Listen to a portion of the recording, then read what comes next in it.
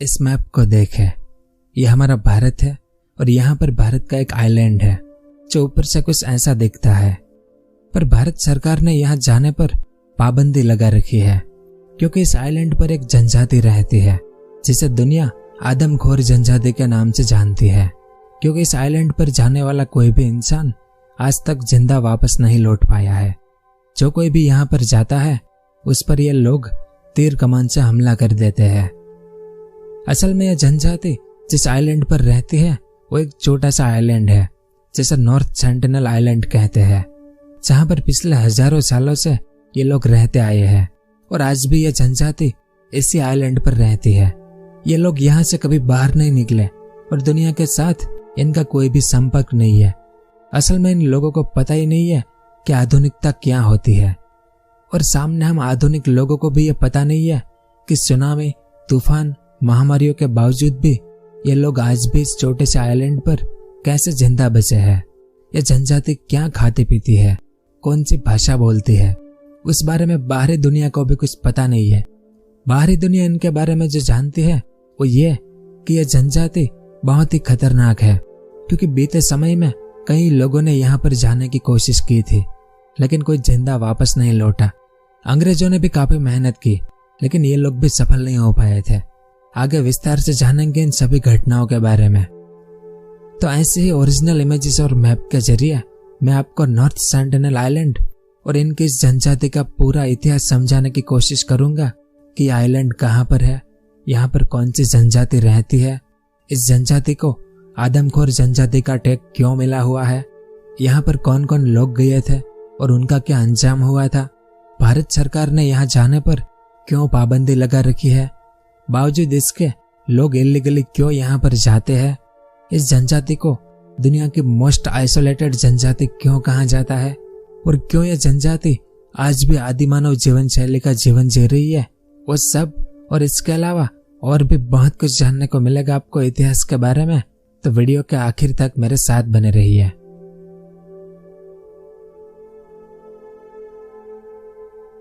तो सबसे पहले इस मैप को देखें। यह हमारा भारत है और यहाँ पर बंगाल की खाड़ी में भारत का अंडमान निकोबार आइलैंड है। तो अंडमान निकोबार से थोड़ी दूरी पर यह वाला जो आइलैंड है वो है नॉर्थ सेंटिनल आइलैंड, जो कुछ ऐसा दिखता है। तो यहाँ पर जो जनजाति रहती है उसे आज सेंटिनली आदिवासी कहते हैं।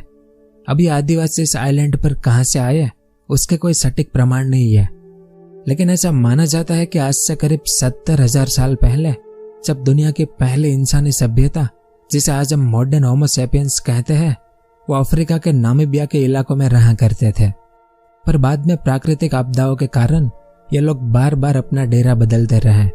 यहाँ से ये लोग नॉर्थ की तरफ यानी सहारा के रेगिस्तान में, फिर यहाँ से ये लोग अरब में आए, जिसमें से कुछ यूरोप की तरफ तो कुछ भारतीय उपमहाद्वीप की तरफ आए।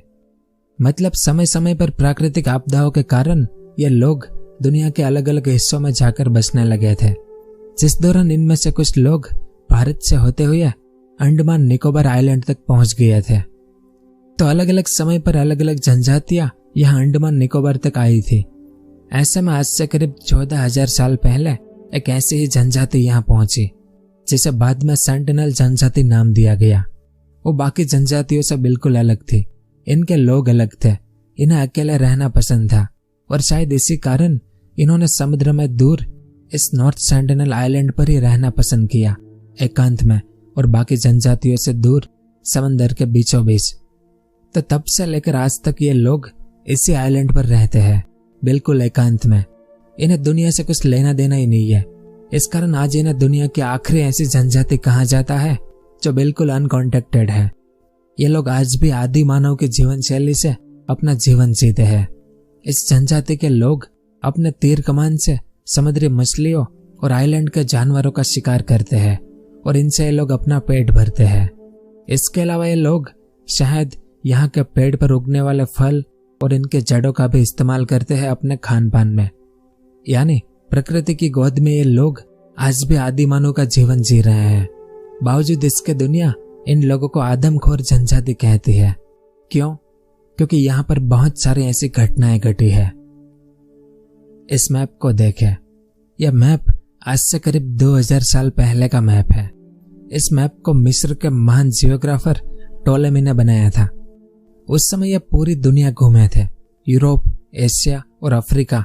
तब इन्होंने मैप बनाया था और इन्होंने अपनी किताब में पहली बार अंडमान निकोबार के लोगों के बारे में लिखा था कि यहाँ पर आदमखोर यानी नरभक्षी लोग रहते हैं जो इंसानों को ही खा जाते हैं। तो कुछ इस तरह से आज से करीब 2000 साल पहले ही नॉर्थ सेंटिनल आइलैंड के लोगों को नरभक्षी या आदमखोर का टैग दे दिया गया टोलेमी के द्वारा। फिर इसके बाद एक लंबा समय बीत गया। सेंटिनल लोग अपने नॉर्थ सेंटिनल आइलैंड पर उसी अंदाज से जी रहे थे। ऐसे में 7वीं शताब्दी में चीन के मोंग इजिंग इन्होंने चीन से होते हुए वियतनाम, इंडोनेशिया और अंडमान निकोबार से भारत की यात्रा की थी। तो जब ये अंडमान निकोबार से निकले थे तब इन्होंने अपनी किताब में यहाँ के लोगों के बारे में लिखा था कि इस जमीन पर ऐसे लोग रहते हैं जो कपड़े नहीं पहनते हैं और ये लोग इंसानों को खाते हैं, यानी ये नरभक्षी है। ऐसा इजिंग ने भी लिखा था। फिर इसके बाद अरब के भी कुछ यात्री यहाँ अंडमान निकोबार से गुजरे। इन्होंने भी लिखा कि यहाँ के लोग काले रंग के हैं या बिना कपड़ों के रहते हैं।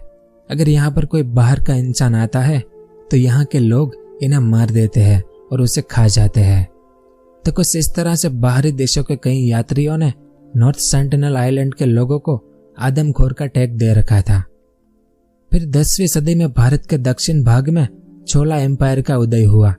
इसमें ऑरेंज कलर में जो पूरा एरिया है वो 16 एम्पायर के अधीन था, जिसमें ये अंडमान निकोबार आइलैंड भी इनके कंट्रोल में था। तो 16 एम्पायर के दौरान जो किताबें लिखी गई थी उसमें भी ऐसा उल्लेख मिलता है कि नॉर्थ सेंटिनल आइलैंड नरभक्षियों का गढ़ है, यहाँ के लोग आदमखोर है।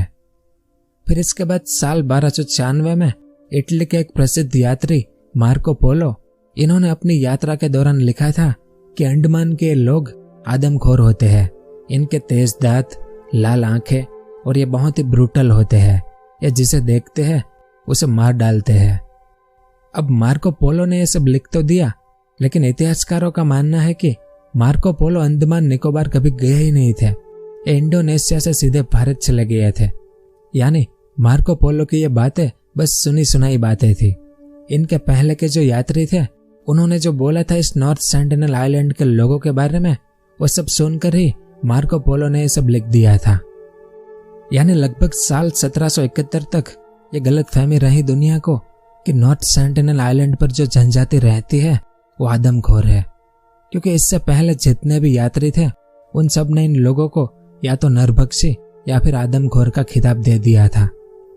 लेकिन 16वीं सदी से भारतीय उपमहाद्वीप पर अंग्रेजी हुकूमत आ चुकी थी। अब पिछले 100 सालों से अंग्रेज भारत में आ गए थे। अंडमान निकोबार भी अंग्रेजों के कब्जे में था, लेकिन ये नॉर्थ सेंटिनल आइलैंड के बारे में अंग्रेजों को कुछ पता नहीं था। शुरुआत में अंग्रेजों को ऐसा लगता था कि यह नॉर्थ सेंटिनल आइलैंड एक वीरान आइलैंड है, यहाँ पर कोई इंसान नहीं रहता है। लेकिन साल 1771 में एक अंग्रेजी जहाज जब रात के समय इस नॉर्थ सेंटिनल आइलैंड के पास से गुजर रहा था, तब जहाज पर सवार अंग्रेज अफसरों ने देखा कि इस आइलैंड से रोशनी आ रही थी। आइलैंड की कुछ कुछ जगहों पर आग की रोशनी दिखाई दे रही थी, जिसका मतलब था कि इस आइलैंड पर लोग रहते हैं। यानी 1771 में पहली बार अंग्रेजों को लगा कि यहाँ पर लोग रहते हैं, लेकिन उस समय अंग्रेजों ने इस आइलैंड पर कोई ध्यान नहीं दिया। इसके बाद एक आध सदी का समय और बीत गया और साल आया 1867 का। यह वो समय था जब अंडमान निकोबार के बहुत सारे आइलैंड अंग्रेजों के कब्जे में थे। असल में अंडमान निकोबार में कुल मिलाकर 572 छोटे मोटे आइलैंड हैं, जिसमें से सिर्फ 37 आइलैंड पर ही लोग रहते हैं। तो इनमें से बड़े बड़े आइलैंड हैं जिसे आज हम अंडमान निकोबार आइलैंड कहते हैं, वो अंग्रेजों के कंट्रोल में थे और बाकी छोटे छोटे द्वीपों पर आदिवासी जनजातियां रहती थी। तो साल 1867 तक अंग्रेजों को ऐसा ही लगता था कि ये सारे आदिवासी एक ही जनजाति के लोग हैं, एक ही भाषा बोलते हैं और सबकी जीवन शैली भी एक ही है, ऐसा अंग्रेजों का मानना था। लेकिन जमीनी हकीकत कुछ और ही थी। ऐसे में साल 1867 में पहली बार एक बड़ी घटना घटी। अब तक इस आइलैंड पर किसी बाहरी इंसान ने अपने पैर रखे हो, ऐसी कोई घटना सामने नहीं आई थी। लेकिन 1867 में अंग्रेजों का जहाज, ये वाला, इसका नाम निनेवे था, जो नॉर्थ सेंटिनल आइलैंड के पास से गुजर रहा था। लेकिन उसी समय तूफान के कारण यह अंग्रेजी जहाज इस आइलैंड पर फंस गया। इस जहाज में टोटल 106 लोग सवार थे। तो जब इनका जहाज फंस गया यहाँ पर, तो इन्होंने तय किया कि जब तक रेस्क्यू टीम न आ जाए तब तक हम यहीं पर रुकेंगे। अब जहाज पर सवार इन लोगों को पता नहीं था कि ये जहां पर फंसे हैं वो आइलैंड कितना खतरनाक है। ऐसे में रेस्क्यू टीम अभी आई नहीं थी। इस कारण ये लोग जहाज से नीचे उतरकर इस आइलैंड के किनारे पर घूमने लगे। जैसे तैसे करके रात तो गुजर गई, लेकिन अगले दिन सुबह का खाना बनाने के लिए ये लोग जब यहाँ के जंगलों में लकड़ी लेने गए तो इस जंगल में से अचानक काले रंग के कई लोग बाहर निकले, जिनके हाथों में तीर कमान थे, और इन्होंने इन अंग्रेजी लोगों पर हमला करना शुरू कर दिया। इस कारण ये अंग्रेजी लोग भागते हुए वापस आए और अपने जहाज में चढ़ गए। तब जाकर इन अंग्रेजी लोगों को पता चला कि हम नॉर्थ सेंटिनल आइलैंड पर हैं और जिन्होंने हम पर हमला किया वो यहाँ की सेंटिनल जनजाति है। इस कारण ये अंग्रेजी लोग जहाज में वापस आने के बाद तब तक बाहर नहीं निकले जब तक कि रेस्क्यू टीम ने आकर इन्हें बाहर नहीं निकाला। और कुछ समय बाद ब्रिटिश की रॉयल नेवी यहाँ पर आई और इन्होंने इस जहाज के 106 लोगों को बचा लिया। और इसी घटना के बाद अंग्रेजों की नजर इस नॉर्थ सेंटिनल आइलैंड पर पड़ी कि ये सेंटिनल लोग कौन है, वो यहाँ पर कैसे रहते हैं, इन लोगों के साथ बातचीत की जाए। इस कारण साल 1880 में अंग्रेजों ने एक अभियान शुरू किया इस आइलैंड के बारे में विस्तार से जानने का, और अंग्रेजों की तरफ से पोर्टमैन को इसका लीडर बनाया गया। तो शुरुआत में पोर्टमैन ने अंडमान निकोबार के द्वीपों पर जो बाकी जनजातियां रहती थी उनके साथ संपर्क बनाया ताकि इन दूसरी जनजातियों के जरिए वो सेंटिनल लोगों को मिल पाए। लेकिन पोर्टमैन ने देखा कि अलग अलग जनजातियां एक दूसरे की भाषा भी नहीं समझते हैं और एक दूसरे से ना कभी मिलते हैं और ना ही कोई बातचीत करते हैं। इसके बाद पोर्टमैन ने अंडमान की दूसरी जनजाति के एक लड़के को किडनैप कर लिया और पोर्टमैन उसे अपने घर लेकर आए। पोर्टमैन ने इनकी भाषा समझने की काफी कोशिश की। पोर्टमैन इस लड़के को लेकर दूसरी जनजाति से मिलने जाता था, लेकिन पोर्टमैन ज्यादा कुछ समझ पाता इससे पहले ही आदिवासी लड़का इनके घर से भाग निकला। फिर इसके कुछ सालों बाद पोर्टमैन ने एक दूसरे लड़के को पकड़ा और उसके साथ भी काफी समय बिताया, लेकिन बाद में वो लड़का भी भाग निकला। यानी पोर्टमैन काफी कोशिश कर रहा था सेंटिनल लोगों से मिलने के लिए, लेकिन पोर्टमैन इसमें असफल हो रहा था।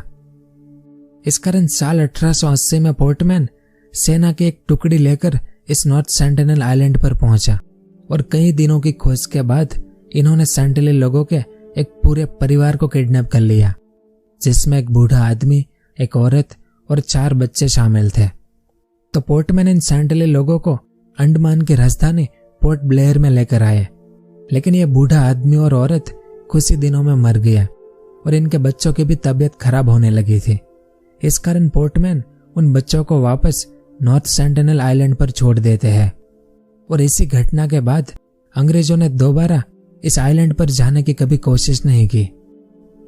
अब अंग्रेजी हुकूमत लगभग पूरे भारत में फैल गई थी और भारत के जो क्रांतिकारी थे उन्हें सजा देने के लिए अंग्रेजों ने अंडमान निकोबार की राजधानी पोर्ट ब्लेयर में एक जेल बनाई थी, जहां पर भारतीय क्रांतिकारियों को काला पानी की सजा दी जाती थी। ऐसे में साल 1896 में जेल के 3 कैदी इस काला पानी जेल से भाग निकले और इन्होंने लकड़ियों का एक बेड़ा बनाया और इस पर बैठकर ये तीनों कैदी समुद्र में भागने लगे। लेकिन अपने हाथों से बनाया बेड़ा काफी कमजोर था, इस कारण इनमें से 2 कैदी पानी में डूबकर मर गया और एक आखिरी कैदी जो बचा था वो आगे एक आइलैंड पर पहुंच गया। अब उस कैदी को नहीं पता था कि वो जिस आइलैंड पर पहुंचा है वो कौन सा आइलैंड है। दूसरी ओर अंग्रेज अधिकारी इस कैदी की खोज में थे और कुछ दिनों बाद जब ये खोजते खोजते नॉर्थ सेंटिनल आइलैंड पर पहुंचे तो यहाँ किनारे पर इन्हें उस कैदी की बॉडी मिली। उस पर बहुत सारे तीर के घाव थे, उसके गले पर भी घाव के निशान थे, यानी ये कैदी भागता हुआ इस सेंटिनल आइलैंड पर पहुंच चुका था और यहाँ के लोगों ने इसे मार दिया था। फिर इसके बाद लगभग अगले 70 सालों तक कोई भी इंसान इस आइलैंड पर नहीं गया, क्योंकि जो कोई भी यहाँ जाता था या तो वो मार दिया जाता था या फिर इन पर हमले करते थे यहाँ के सेंट्रली लोग। इसका एक कारण था अंग्रेजी हुकूमत, क्योंकि अंग्रेजों ने यानी पोर्टमैन ने यहाँ पर बार बार दखल अंदाजी की लगभग 1901 तक। इसके बाद पोर्टमैन वापस अपने घर इंग्लैंड चले गए, लेकिन पोर्टमैन ने यहाँ पर जो किया था, यहाँ के आदिवासियों को किडनैप करना, उन पर जुल्म करना, उनके साथ जबरदस्ती करना जैसे बहुत सारी घटनाओं के कारण ये सेंट्रली लोग काफी हिंसक हो गए थे। इन्हें बाहर से आने वाले लोगों पर अब भरोसा नहीं था और बाहर का कोई भी इंसान यहाँ पर आता था तो उसे ये लोग मार देते थे। इस कारण अगले 70 सालों तक यहाँ पर कोई हलचल नहीं हुई, जिस दौरान अंग्रेजों की गुलामी से भारत आजाद भी हो गया और आजादी के बाद भी भारत सरकार की तरफ से इस आइलैंड के लोगों से कांटेक्ट करने की कोशिश नहीं हुई। लेकिन साल 1960 के बाद भारत सरकार ने इन सेंट्रली लोगों से संपर्क बनाने की कोशिश शुरू की। साल 1967 में भारत सरकार की तरफ से त्रिलोकनाथ पंडित, यह उनकी इमेज है, तो त्रिलोकनाथ पंडित और उनकी टीम इस नॉर्थ सेंट्रल आइलैंड के लिए रवाना हुई 1967 में। इन्होंने अपने साथ नारियल, मछलियां और कुछ बर्तन भी लिए, ताकि जब ये लोग सेंट्रली लोगों से मिले तो इन्हें ये सब तोहफे दिए जाए और उनका विश्वास जीता जाए। क्योंकि इतिहास में जब कोई इंसान किसी ऐसी जनजाति से मिलने जाता है जिस जनजाति को दुनिया के बारे में कुछ पता ही ना हो, तो ऐसी जनजाति से जब पहली बार संपर्क करना हो तो कुछ तरीके आजमाए जाते हैं। क्योंकि भाषा में बात हो नहीं सकती, इसलिए कुछ तोहफे देकर संपर्क बनाया जाता है। तो त्रिलोकनाथ पंडित की टीम ने भी यही तरीके अपनाए थे। तो जब इनकी नाव इस आइलैंड के किनारे पहुंची तो इन्होंने दूरबीन से देखा तो यहाँ के जंगलों में सेंटिनल आदिवासी दिखाई दिए, लेकिन नाव देखकर ये आदिवासी जंगल की ओर भाग गया। इस कारण त्रिलोकनाथ पंडित और उनकी टीम ने इन आदिवासी के कदमों के निशान का पीछा करना शुरू किया और जैसे जैसे ये टीम जंगल के अंदर गई तो इन्हें 18 झोपड़ियां दिखाई दी। ये झोपड़ियां घास और लकड़ियों की बनाई गई थी।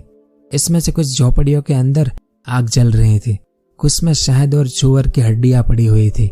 इसके अलावा लकड़ी के कुछ बर्तन थे, तीर कमान और भाले जैसे कई हथियार थे और इनकी जो तीरें थी उन तीर की नोक पर लोहा लगा था, जिसका मतलब था कि ये सेंट्रली लोग लोहे जैसी धातुओं से वाकिफ थे। मतलब त्रिलोकनाथ पंडित और उनकी टीम ने काफी कोशिश की इन लोगों से मिलने की, लेकिन किसी भी आदिवासी से इनकी मुलाकात नहीं हो पाई। इस कारण आखिर में यह टीम उन झोपड़ियों के आगे नारियल, मछलियां और कुछ मेटल के बर्तन रखकर ये लोग वापस चले आते हैं। फिर 1970 में भारत सरकार ने यह महसूस किया कि यह नॉर्थ सेंटिनल आइलैंड अभी भी भारत सरकार की पहुंच से दूर था। इस कारण भारत सरकार ने तय किया कि इस आइलैंड पर कोई निशान रखा जाए, ताकि दुनिया को पता चले कि यह नॉर्थ सेंटिनल आइलैंड भारत का आइलैंड है। इस कारण 1970 में एक टीम फिर से इस आइलैंड पर पहुंची और इन्होंने जाकर यहाँ पर एक पत्थर लगाया जिसमें लिखा था कि आइलैंड भारत का हिस्सा है। फिर इसके बाद साल 1974 में नेशनल जियोग्राफिक की एक टीम एक डॉक्यूमेंट्री बनाने के लिए इस आइलैंड पर आई। इसके डायरेक्टर थे प्रेम वैद। ये उस डॉक्यूमेंट्री का पोस्टर है जिसका नाम man in search of man था। तो इस डॉक्यूमेंट्री बनाने वाली टीम का उद्देश्य यह था कि इन सेंट्रली लोगों के साथ दोस्ती बनाएंगे और इनके बारे में विस्तार से जानेंगे। अब इस टीम में डायरेक्टर के साथ त्रिलोकनाथ पंडित, बहुत सारे पुलिस वाले और एक फोटोग्राफर भी था। इसके अलावा यह टीम भी अपने साथ बहुत कुछ लेकर गई थी। नारियल, मछलियां, एक जिंदा चूअर और कुछ खिलौने लेकर यह टीम नॉर्थ सेंटिनल आइलैंड पर पहुंची। ये लोग किनारे पर खड़े खड़े इंतजार कर रहे थे। ऐसे में कुछ देर बाद जंगल से कुछ लोग तीर कमान लेकर आए और इन्होंने तीर कमान से इस टीम पर हमला कर दिया और एक तीर सीधा डायरेक्टर को लगा। इस कारण इस टीम ने यहाँ से भागना उचित समझा और इनके पास जो चीजें थी, एक जिंदा सुअर, नारियल, मछलियां और खिलौने, वो सब इन्होंने किनारे पर रख दिया और समुद्र में दूर जाकर इंतजार करने लगे कि अब ये सेंट्रली लोग क्या करते हैं। तो कुछ समय बाद ये सेंट्रली लोग किनारे पर आए और सुअर को मारकर इन्होंने जमीन में गाड़ दिया और खिलौने जो थे उन्हें भी जमीन में गाड़ दिया और मछलियां और नारियल ये लोग अपने साथ लेकर वापस जंगल में चले गए। इसके बाद इसी साल नेशनल जियोग्राफिक में सेंट्रली लोगों की पहली तस्वीर छपी जिसका टाइटल था कि यहाँ पर शब्द नहीं तीर बोलते हैं। फिर इसके बाद 2 अगस्त 1981 के दिन प्रिमरोज नाम का एक जहाज चारा लेकर बांग्लादेश से ऑस्ट्रेलिया जा रहा था, लेकिन रात में खराब मौसम के चलते यह जहाज अपना रास्ता भूल गया और सुबह होते होते यह जहाज एक ऐसी जगह पर पहुंच गया जहां पर जहाज से थोड़ी ही दूरी पर एक आइलैंड था। तो जहाज के कप्तान ने जब मैप में देखा तो इन्हें पता चला कि यह नॉर्थ सेंटिनल आइलैंड है। अब जहाज के डूबने का कोई खतरा था नहीं, इस कारण कप्तान ने फैसला किया कि जहाज पर रुककर ही मदद का इंतजार करेंगे। जैसे तैसे करके एक दिन गुजर गया और यहाँ का माहौल भी काफी शांत था। लेकिन अगले दिन जहाज के लोगों ने देखा कि आइलैंड के जंगल से कुछ लोग बाहर आए और इनके हाथों में तीर कमान थे। तो लगभग 50 जितने सैंडली लोग किनारे पर आ गए थे और ऐसा लग रहा था कि ये लोग बहुत जल्द जहाज पर हमला करेंगे। इस कारण जहाज के कप्तान ने अपने ऑफिस में फोन करके मदद मांगी कि जल्दी से हथियार भेजो वरना ये जंगली लोग हम सबको मार देंगे। दूसरी ओर सैंडली लोगों ने जहाज पर तीर बरसाने शुरू कर दिए, लेकिन तेज हवा के चलते इनके तीर जहाज तक पहुंच नहीं पा रहे थे। इस कारण धीरे धीरे ये लोग जहाज के पास भी पहुंच गए, लेकिन जहाज की ऊंचाई के चलते ये लोग जहाज पर चढ़ नहीं पाए। ये सिलसिला लगभग 1 हफ्ते तक चला। सैंडली लोग रोज आते थे और इस जहाज पर हमला करने की कोशिश करते थे, लेकिन 1 हफ्ते बाद भारत की एक रेस्क्यू टीम यहाँ हेलीकॉप्टर लेकर आई और जहाज के सभी लोगों को बचा लिया। अब ये जो प्रिमरोज जहाज था वो तो खराब हालत में पड़ा था। वो जहाज आज भी उसी हालत में पड़ा है। गूगल मैप में कुछ ऐसा दिखाई देता था। बाकी जहाज में जो लोहा और जरूरी चीजें थी वो सैंडली लोग ले गए थे। इस कारण उस जहाज का इतना मलबा आज भी उसी जगह पर पड़ा है। खैर, तो इसके बाद साल 1991 में भारत सरकार ने दूसरा अभियान शुरू किया। इस टीम में त्रिलोकनाथ पंडित तो थे ही, लेकिन इस बार भारत सरकार ने इसमें एक महिला को भी रखा, मधुमाला चट्टोपाध्याय। ये उनकी इमेज है। तो इस अभियान में टोटल 13 लोगों की टीम थी। ये पूरी टीम 1991 में फिर से इस आइलैंड पर गई। किनारे पर जाकर इन्होंने काफी इंतजार किया, लेकिन जब इन्हें कोई दिखाई नहीं दिया तो इन्होंने नारियल से भरा एक पूरा बोरा वहां किनारे रख दिया और थोड़ी दूर जाकर फिर से इंतजार करने लगे। तो कुछ देर बाद ये सैंडली लोग जंगल से बाहर आए और इन्होंने सारे नारियल ले लिए और आपस में बांट लिए। यानी ये पहली बार हुआ था कि इन्होंने बिना कोई तीर चलाए बाहरी लोगों का तोहफा स्वीकार कर लिया, जो एक अच्छा संकेत था। इस कारण इसके बाद मधुमाला की टीम ने कुछ और नारियल दिए, जिससे सैंडली लोग थोड़े और नजदीक आए और ऐसा करते करते यह टीम सैंडली लोगों के बिल्कुल आमने सामने थी। इसमें आप देख सकते हैं ये मधुमाला है और एक सैंडली आदमी है। तो ये दोनों एक दूसरे के इतने नजदीक आ गए थे। तो जब इस तरह से हैंड टू हैंड नारियल दिए जा रहे थे, तब दूर खड़े एक सैंडली लड़के ने अपना तीर कमान उठा लिया और इस टीम पर निशाना साधा। वो लड़का बस हमला करने ही वाला था कि उसके बगल में खड़ी एक सैंडली महिला ने उसका तीर कमान नीचे रखवा दिया, जिससे मधुमाला की टीम का हौसला थोड़ा और बढ़ गया। और इसके बाद तो ये टीम अपनी नाव से नीचे उतरी और किनारे पर सैंडली लोगों के साथ खड़े हो गए। इसमें आप देख सकते हैं टीम के लोग अब अपने हाथों से इन्हें नारियल दे रहे थे और ये लोग खुशी खुशी इसे स्वीकार कर रहे थे। जिसके बाद मधुमाला ने यहाँ के बच्चों के साथ काफी समय बिताया। सैंडली लोगों को बहुत सारी चीजें दी गई और इतिहास में ऐसा पहली बार हुआ था कि जब कोई बाहरी दुनिया का इंसान इस आइलैंड पर जाकर सैंडली लोगों के साथ इस तरह से बैठकर उनसे इशारों में बातें कर रहा था। यानी एक बहुत बड़ी सफलता थी। भारत सरकार के द्वारा यहाँ पर एक महिला को भेजना काफी फायदेमंद साबित हुआ था। इस घटना की बहुत सारी तस्वीरें हैं, लेकिन ये सैंडली लोग कपड़े नहीं पहनते हैं, इस कारण वैसी तस्वीरें दिखाना यहाँ पर मुमकिन नहीं है। तो 1991 में सफलता मिलने के बाद सैंडली लोगों से संपर्क बनाने की कोशिश अब भी शुरू हुई थी, लेकिन 1996 में अंडमान निकोबार की सरकार ने इस नॉर्थ सेंटिनल आइलैंड और इसके अराउंड 5 किलोमीटर के समुद्री जोन पर प्रतिबंध लगा दिया कि अब यहाँ पर कोई नहीं जाएगा।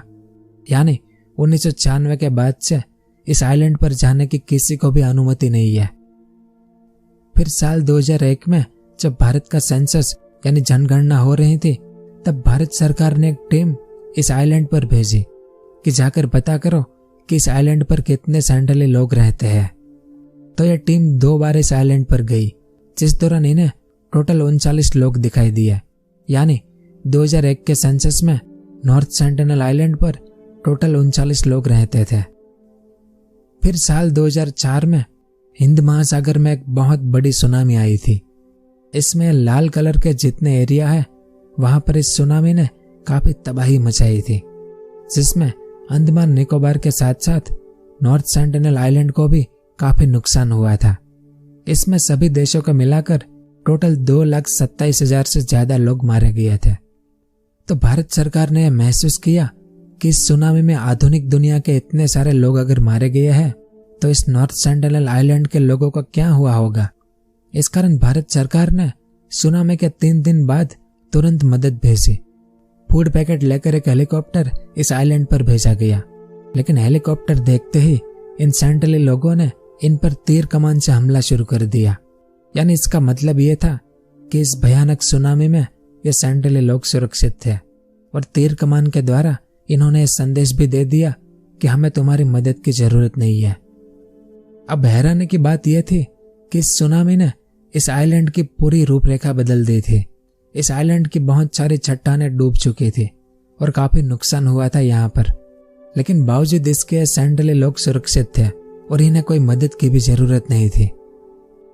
अब 1996 के बाद से इस आइलैंड पर जाना प्रतिबंधित था, लेकिन 2006 में 2 मछुआरे केकड़े पकड़ते हुए इस आइलैंड पर जा पहुंचे, जिसमें एक था सुंदरराज और दूसरा था पंडित तिवारी।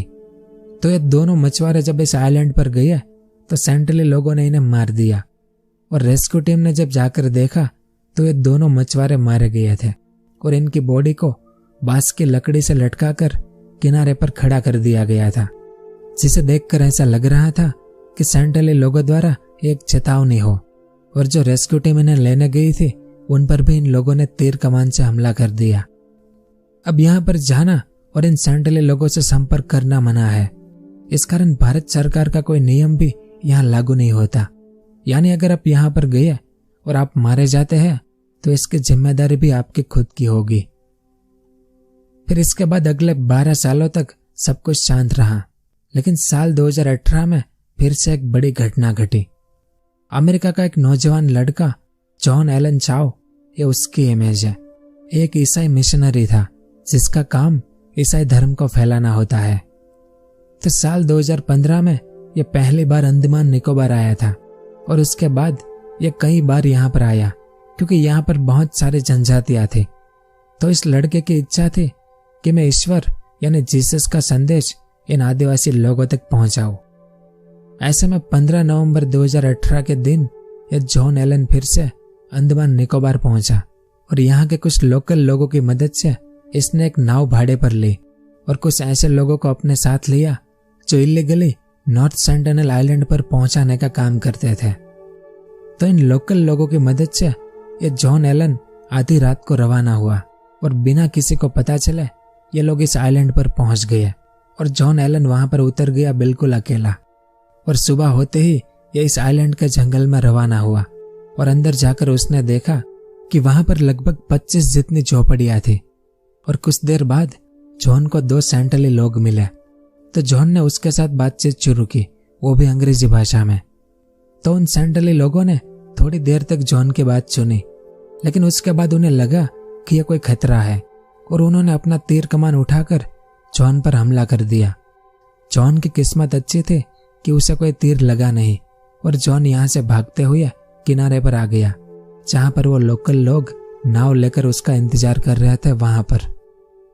तो जॉन जब भागता हुआ किनारे पर आया तो उसकी हालत कुछ ठीक नहीं थी, उसके पैर में चोट लगी हुई थी।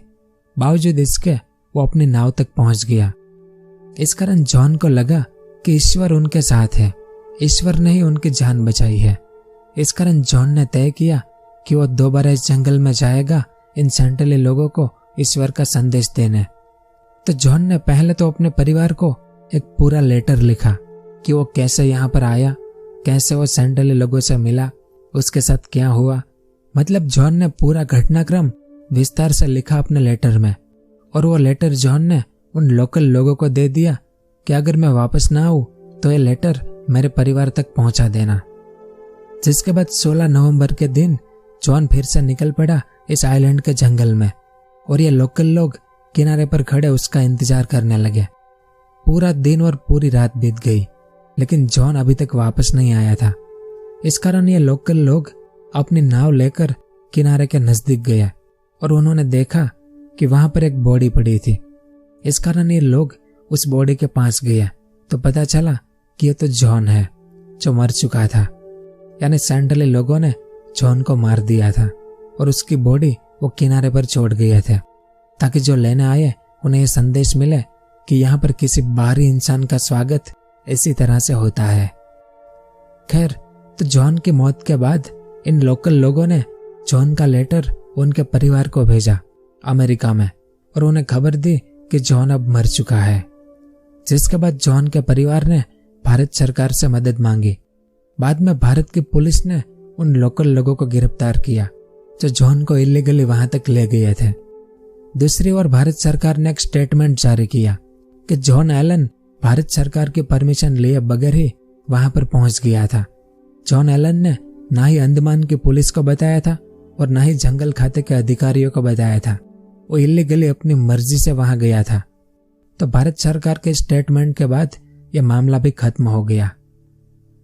इसके अलावा कई ऐसे बाहरी लोग हैं जो समय समय पर अंडमान के लोकल लोगों की मदद से इस नॉर्थ सेंटिनल आइलैंड पर गए हैं। कई जगह पर ऐसे आर्टिकल छपे हैं और कई लोगों ने इस पर किताबें लिखी है। मतलब कि लोग आज भी इलीगली यहाँ पर जाते रहते हैं और सेंट्रली लोगों को डिस्टर्ब करते रहते हैं। यानी अगर ऐसा होता है तो ये बिल्कुल गलत है, क्योंकि ऐसा करने से एक तो देश के कानून भंग होते हैं और दूसरा बार बार बाहरी लोगों के जाने के कारण आइलैंड के सेंट्रली लोग जरूर परेशान होते होंगे, इसकी भी पूरी संभावना है। और अभी तक के इतिहास में बहुत सारे बाहर के यात्री और बहुत सारे लोग जो इस आइलैंड पर या तो गए थे या इनके पास से गुजरे थे, उन्होंने अब तक क्या लिखा था कि ये सेंट्रली लोग आदमखोर या नरभक्षी है। लेकिन अभी तक तो ऐसा कुछ दिखा नहीं है। इन्होंने कई लोगों को मारा जरूर, लेकिन सबकी बॉडी वे समुद्र के किनारे छोड़ देते थे। यानी अभी तक किसी की बॉडी लापता नहीं हुई थी, जिसका मतलब यह था कि ये सेंट्रली लोग इंसानों को मारकर उन्हें खाते नहीं है। यानी ये लोग आदमखोर नहीं है। और जो बाहरी लोग इन्हें मिले थे, जिन्होंने इनके साथ समय बिताया था, उसमें से एक थी मधुमाला। इन्होंने अपने एक बयान में कहा था कि ये सेंट्रली लोग असभ्य नहीं है, ये लोग प्रकृति को हमसे बेहतर समझते हैं। इन लोगों को सुनामी आने से पहले ही पता चल गया था और ये लोग उस समय पहाड़ों के ऊपर चले गए थे। ये लोग आज भी जानवर और प्रकृति को प्यार करते हैं, जबकि हम जो खुद को आधुनिक लोग मानते हैं वो ऐसा नहीं करते हैं। और इनकी ये बात बिल्कुल सही है, क्योंकि जंगल और नदियों का जो हाल हम आधुनिक इंसानों ने किया है, उस हिसाब से तो हम सब असभ्य लोग हैं और वे सेंट्रली लोग सभ्य हैं, क्योंकि इन्होंने प्रकृति की गोद में जीना सीख लिया है। यहाँ जाकर आप ये नहीं कह सकते कि विकास और तरक्की इंसान के लिए जरूरी है। आप बिना इंटरनेट, बिना सोशल मीडिया, बिना कोई आधुनिक सुविधा के बावजूद भी जी सकते हैं, जिसके लिए हमें इन सेंट्रली लोगों की तरह प्रकृति को समझना पड़ेगा। और बाकी हम आधुनिक लोग किस दिशा में आगे बढ़ रहे हैं और इसका क्या परिणाम मिलेगा हमें, उसका अंदाजा आप सबको होगा ही। तो नॉर्थ सेंटिनल आइलैंड की सेंट्रली जनजाति दुनिया की अकेली ऐसी जनजाति है जिन्होंने आज भी बाहरी दुनिया से दूरी बनाकर रखी है। और शायद इसी कारण ये लोग आज भी बिना कोई नौकरी धंधा किए सुकून से जी रहे हैं। और भारत सरकार भी ये समझती है कि अगर इन लोगों को इसी तरह से जीना है तो इसमें हमें उंगली नहीं करनी चाहिए। इस कारण भारत सरकार की तरफ से यहाँ जाने पर पाबंदी है, क्योंकि आज से 200 साल पहले अंडमान निकोबार में टोटल 7000 से ज्यादा अलग अलग आदिवासी लोग रहते थे। लेकिन बाहरी लोग जो बार बार यहाँ आते जाते थे, वे अपने साथ बीमारियां लेकर जाते थे। इस कारण अंडमान निकोबार की लगभग सारी जनजातियां खत्म हो गई सेंट्रली लोगों को छोड़कर, क्योंकि इन्होंने आज भी दुनिया से दूरी बनाकर रखी है। और शायद इसी कारण ये लोग आज भी जिंदा है। तो यह सब कुछ था इस वीडियो में सैंडली लोगों के बारे में। आपको ये वीडियो कैसा लगा नीचे कमेंट करके जरूर बताएं, और अगर वीडियो पसंद आया हो तो इसे लाइक और शेयर जरूर करें। पूरा वीडियो देखने के लिए आपका बहुत बहुत धन्यवाद।